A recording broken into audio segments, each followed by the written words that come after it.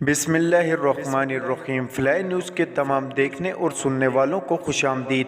اگر آپ ہمارے چینل پر نئے ہیں تو سب سے پہلے چینل کو سبسکرائب کر دیں اور بیل آئیکن کو پریس کر دیں اور ہماری ویڈیو کو پورا دیکھیں تاکہ دنیا کی معلومات سے آپ باخبر رہ سکیں۔ آئے بڑھتے ہیں خبروں کی جانب۔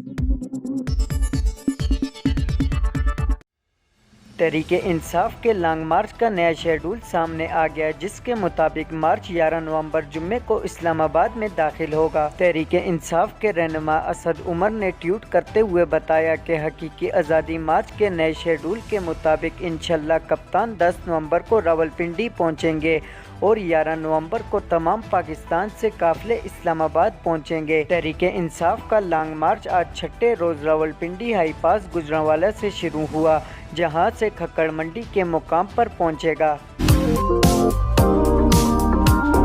سابق وزیر اعظم عمران خان کو چیئرمین تحریک انصاف کے عہدے سے ہٹانے کی درخواست لاہور ہائی کورٹ میں سماعت کے لیے مقرر کر دی گئی۔ مقامی وکیل محمد آفاق ایڈوکیٹ کی جانب سے لاہور ہائی کورٹ میں عمران خان کو چیئرمین تحریک انصاف کے عہدے سے ہٹانے کی درخواست دائر کی گئی ہے۔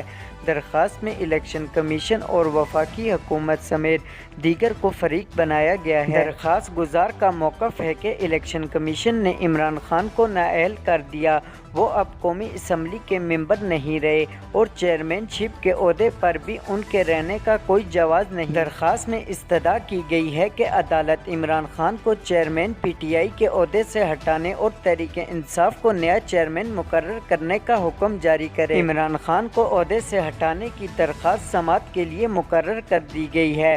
لاہور ہائی کورٹ کے جسٹس محمد ساجد محمود سیٹھی کل درخواست پر سماعت کریں گے۔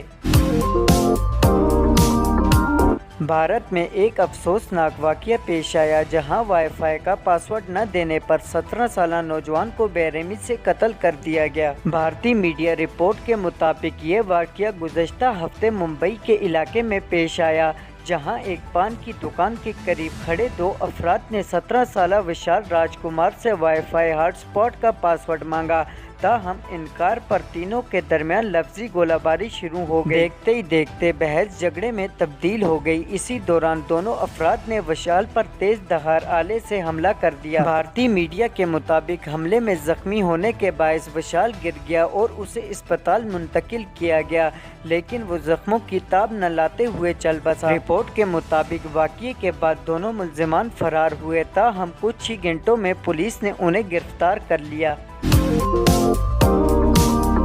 اسلام آباد اسپیکر قومی اسمبلی نے سابق صدر رکن قومی اسمبلی آصف علی زرداری کی نااہلی کے لیے تحریک انصاف کے رہنما زلفی بخاری کی جانب سے دائر ریفرنس مسترد کر دیا۔ فلائی نیوز کے مطابق سابق صدر و ممبر قومی اسمبلی آصف علی زرداری کے خلاف اسپیکر قومی اسمبلی کو بھیجے جانے والا نااہلی کے سوال کا ریفرنس اسپیکر اسمبلی راجہ پرویز اشرف کی جانب سے مسترد ہو گیا۔ زلفی بخاری کی جانب سے ریفرنس میں نااہلی کے سوال کا reference election commission of Pakistan کو بھیجے جانے کی بھی درخواست کی گئی تھی۔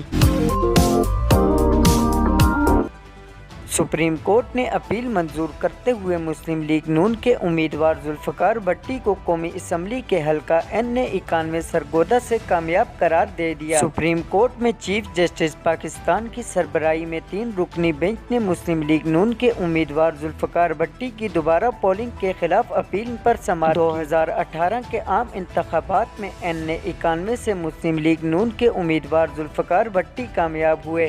ان کے مخالف پی ٹی آئی کے امیدوار عامر سلطان چیمہ نے جعلی ووٹوں کی بنیاد پر ری پولنگ کی درخواست دی، جس کی منظوری کے بعد دوبارہ ووٹنگ ہوئی اور پی ٹی آئی کے امیدوار کامیاب قرار پائے۔ سپریم کورٹ نے دوبارہ پولنگ کے خلاف دائر ذوالفقار بھٹی کی اپیل منظور کر لی ہے اور ان کی کامیابی کا نوٹیفیکیشن دوبارہ جاری کرنے کا حکم دیا ہے۔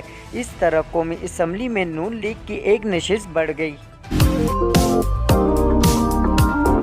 پاکستانی روپیے کے مقابلے میں امریکی ڈالر کی قدر میں آج معمولی اضافہ ہوا ہے۔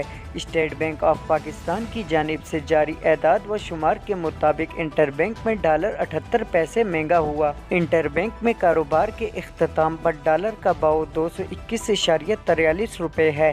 انٹر بینک میں گزشتہ روز کاروبار کے اختتام پر ڈالر کا بھاؤ 220.65 روپے تھا ओपन मार्केट में डॉलर का भाव 50 पैसे इजाफे से 227 रुपये हो गया है।